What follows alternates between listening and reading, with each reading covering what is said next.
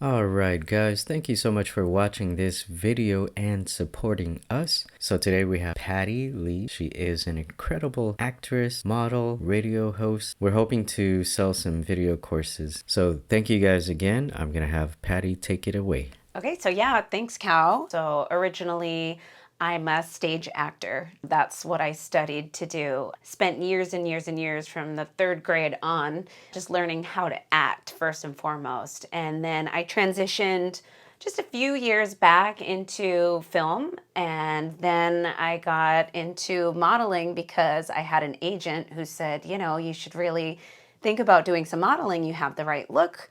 And I thought to myself, do you know who you're talking to? Like, are you talking to the right person? Because I am 5'1" and like 130 pounds. I am not the quintessential model. It's certainly not something I ever thought about doing or had any ambition to do. But what he said is, you've got a great look for commercial work. You've got a background in acting, so you can convey emotion on your face, and you're pretty. Like you can do it. So I'd like you to go out and get some photos. So at that point, I went out in search of photographers that would, take some take some photos with me and just kind of learn the skills. Spent a lot of time in the mirror. But if you don't know or you're not familiar with me, I'm an actor primarily. You can see me in things like Magnum PI or in the Lifetime movie Deadly Yoga Retreat. You might have seen me in The White Lotus. Just a lot of commercials out here for things like Samsung and Lexus and First Hawaiian Bank, Wailea Marriott, Grand Wailea Hotel. I'm in all of them. Azeka Plaza, all the different things. And then I've also done a lot of modeling for local brands as well as larger international brands. People like FMLA Swim, Kahakai Collections, or Brown Eyed Bella. I've done things for Wild Isle Swim and Weighted Evolution, Pulele Hua. I mean, the list goes on and on. So the point of the matter is I am a working actor and I'm also a working model. I've worked with a million different photographers here in Hawaii and elsewhere. And one of the biggest pieces of feedback that I get every single time I show up on set is, wow, how do you do that with your face? And I'm always like, what do you mean by that? Photographers are perpetually telling me that other models that they work with don't have the skill of emoting. And so, Cal and I have talked about this for years even, to the point where it's like, okay, I think it's time that we explain it to the masses so that, other models have the opportunity to develop this skill because you look so great on camera in so many other ways. But the one thing that's really lacking in a lot of models is right here. And that's like your moneymaker right there. So that's why we're here. As a photographer, I kind of started on the Instagram path. I just made what was sexy. I was focusing on the body poses instead of the face. And every single time I would get RBF. And I think it's because everybody else does it in Instagram, so everybody kind of assumes that's what we want. And Patty's going to touch more on the different emotions and why. And I found that I started getting tired of the same look, but I had no idea how to pull the different looks. Most people don't want to smile, and I always ask, I notice on your feed you don't have a lot of smiling pictures. Do you not like them? Usually they say, I don't like my smiling photos.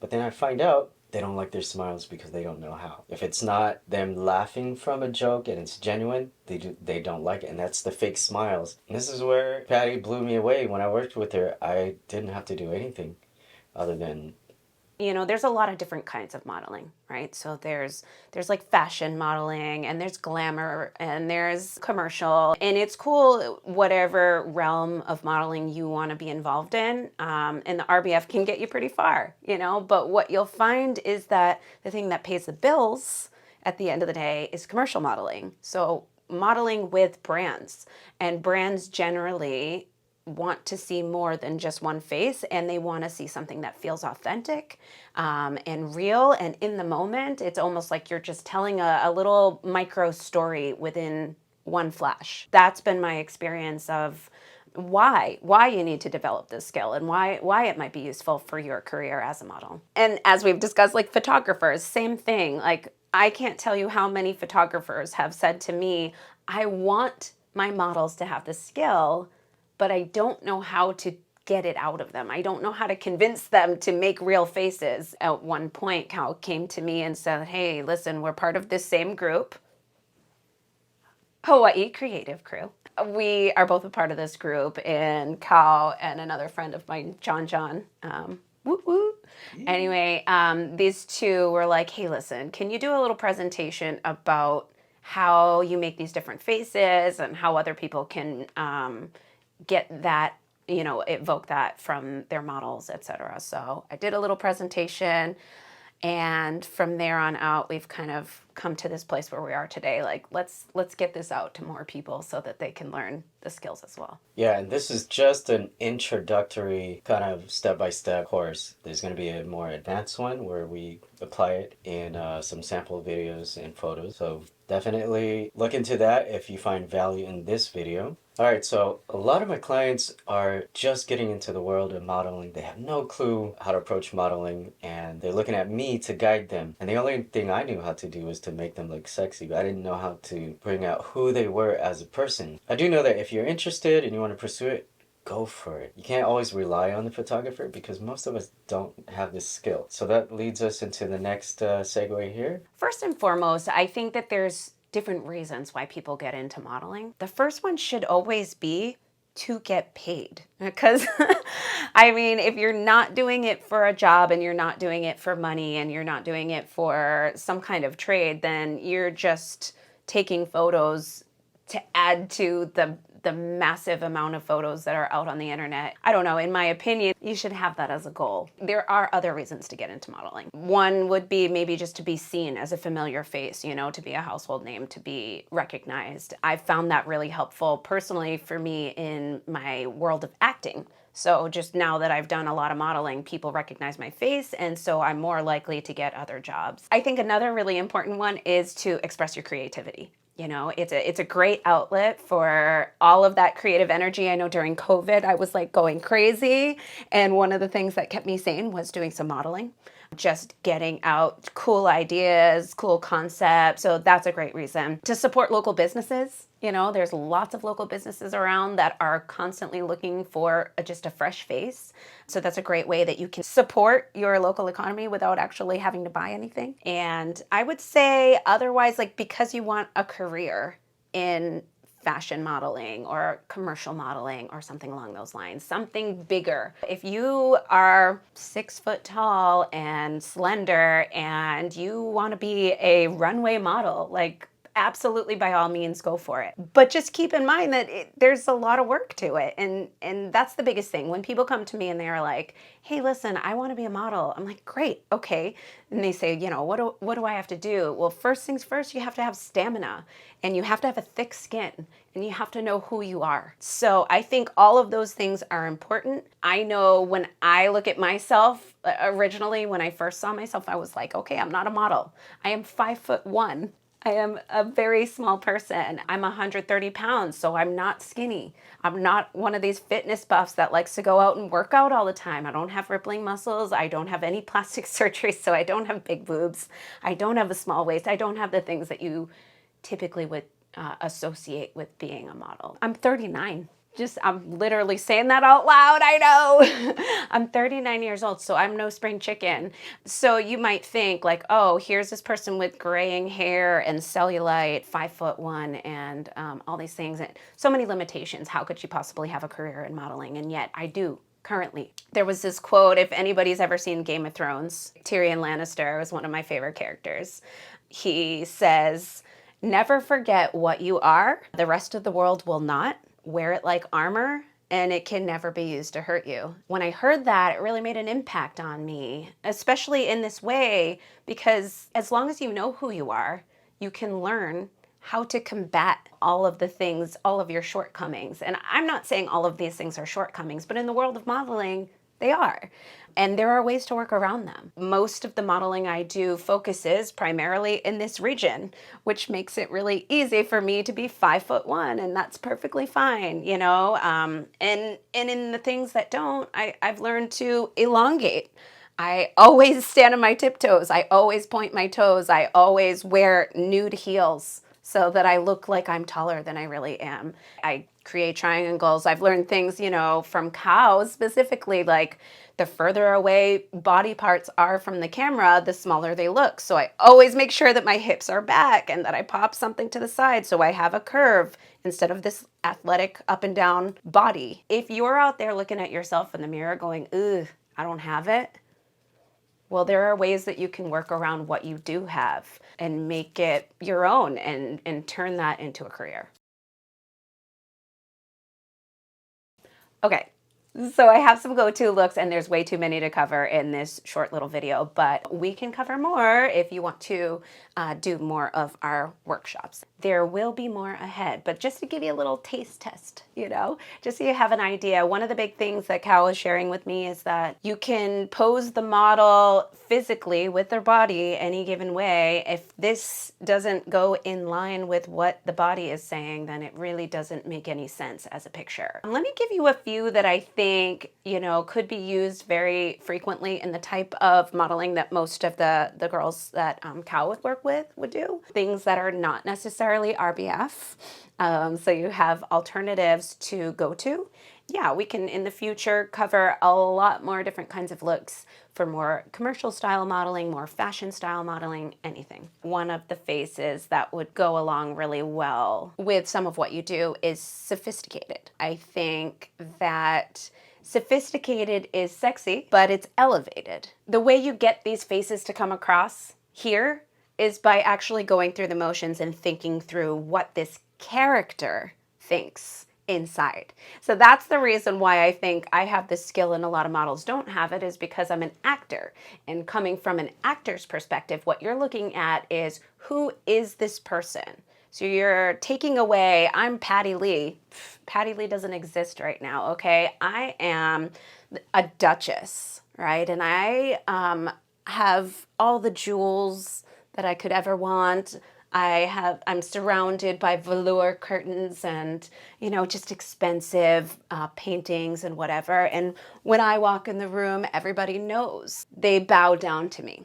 Okay, so there's this air of sophistication. You hold yourself with a higher posture. Your chin is a little higher in the air because you're a little bit snobby. And you think you're better than everyone. And your eyebrows are raised. And you are just sort of coming across like, I am so on another level that you couldn't possibly relate to, right? So all of that is happening in your brain and it's coming across on your face.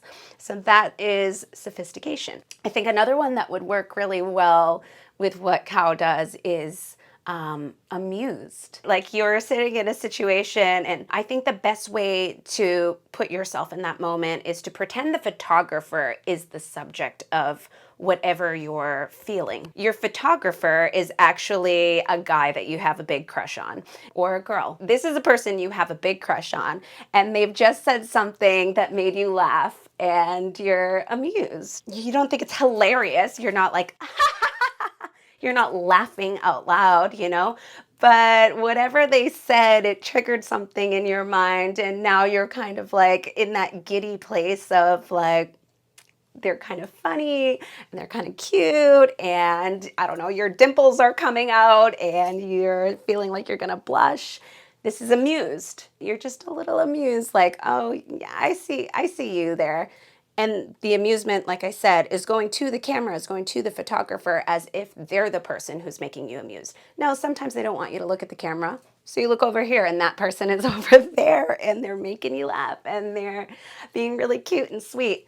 All of that is coming across on your face. I think another one that might work is maybe reverence. So I look at this one as being more like in awe. So you might be lounging on the beach, and normally you'd be doing your RBF, your resting bitch face. Am I allowed to say that? Of course. You're lounging on the beach with your little resting bitch face. But think about it this way instead. You're lounging on the beach on this beautiful sand, and you're looking up in the sky, and the sky is so blue, and there's just these little dimples of white clouds, and the ocean is coming in, and you're at peace, and you're just going, wow, this place is beautiful. I can't believe I'm so fortunate to be able to see it with my own two eyes. That's what's happening inside your head. And when that's happening, your face is going,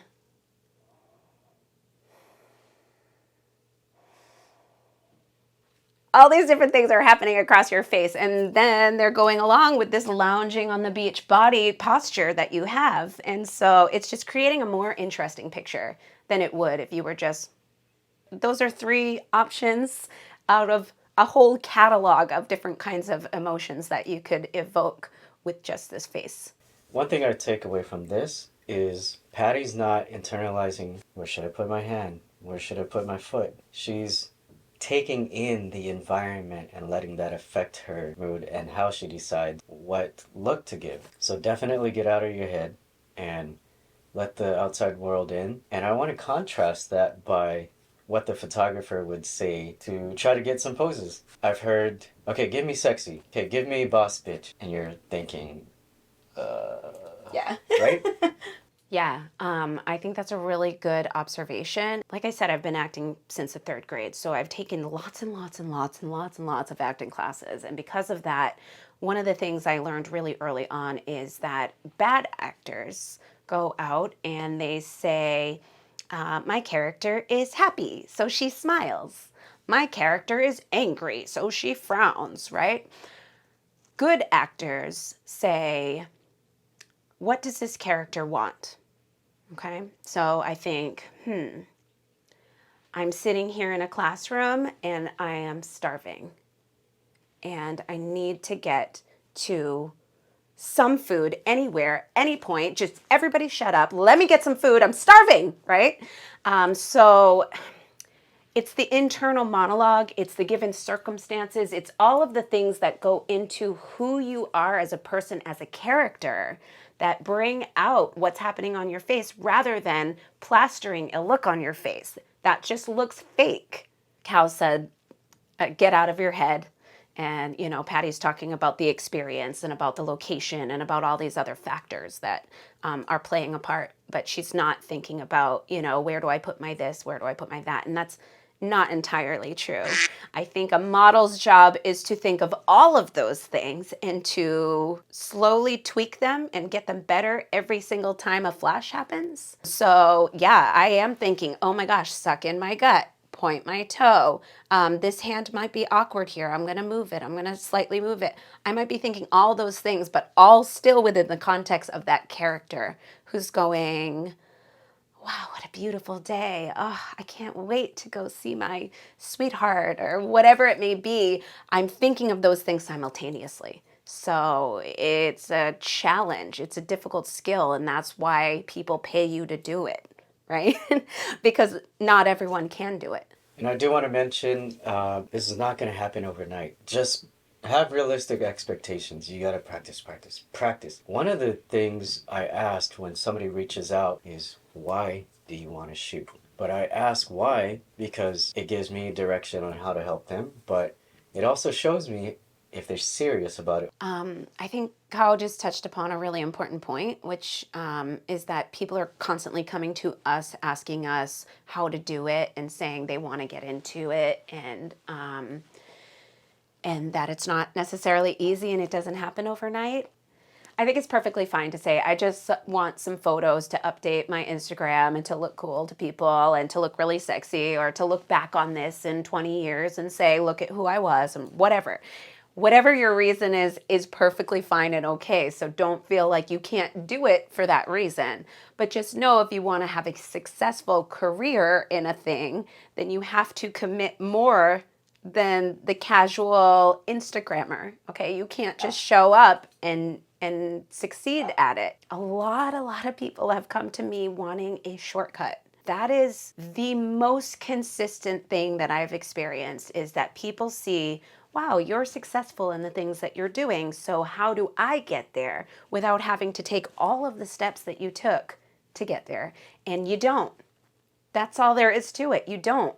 So if you want this, you actually have to have the stamina to continue doing it in the face of rejection, in the face of hard work, lots of it, and grueling days out in the hot sun, or in freezing cold water and you have to pretend it's warm. I literally just did this the other day. I went in a hot tub that was freezing and I had to just act like it was warm and lovely. These are the things that you do, and learning the skills. Don't skip the skill set because you're good looking. It doesn't work like that, you know? You could be good looking all day long and take terrible photos. You could be not that good looking and take amazing photos. So it really is about skills and developing them and putting in the work. And when they say fake it till you make it, you fake the confidence, not the skill. Right, that's a gem right there. I used to fake it all. I still do. I'm not 100% confident every single time, but I know my skill. I'm confident in my skills because I've been shooting for a long time. I can't tell you how many shoots I've showed up at where, all the other models are tall, slender, young, all the things I'm not. And I walk in there and I'm like, oh my gosh, I'm the ugly troll of the room. I'm the person who doesn't belong here. But I have so much confidence in what I know how to do and what I know how to deliver that that's the faking it, right? Like the faking it is going, oh, I don't have insecurities. But the actual work is like, and the actual confidence is like, I know that I've developed these skills. I know I have a million of them in my back pocket. And I know that a lot of these people don't. And that maybe they'll learn something from being around me.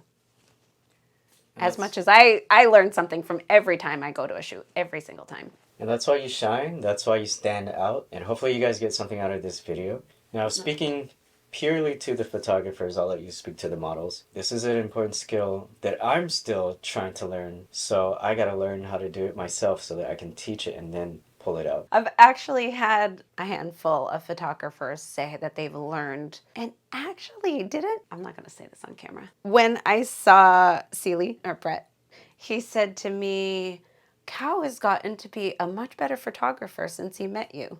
He said that, and I was like, no. At the end of the day, and I'm speaking to models here, you might be like, look, this, now that I've heard all that this entails, it seems like a little bit too much. It seems hard. It seems not worthwhile. If this is your passion, if this is something you love to do, once again, don't shy away from it because it's difficult. Develop some stamina, develop some grit. I saw this, what's her name? Angela something. I can't think of what her name is, but I saw this TED Talk from a lady who said the people who are most successful in the world are people with grit. They're not people with talent. They're not people who are smart. They're not people who are any number of other things. All of those are great skills to have, but at the end of the day, grit, determination, continuing to get back up every time you fall down and keep going, that's what makes for a successful person. So, I think it's worthwhile, and the skills aren't really all that hard to learn. You just need somebody to tell you what they are. So hopefully we can do that for you.